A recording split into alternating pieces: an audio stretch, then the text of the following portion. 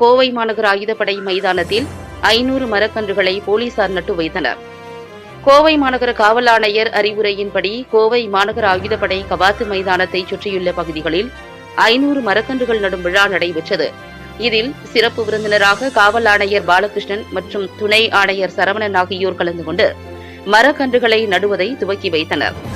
ஆயுதப்படை கவாத்து மைதான வளாகத்தில் 500க்கும் மேற்பட்ட காவலர்கள் கையில் மரக்கன்றுகள் ஏந்தி மரம் வளர்ப்போம், மழை பெறுவோம் என காவல் ஆணையர் முன்னிலையில் உறுதிமொழி எடுத்துக் கொண்டனர்.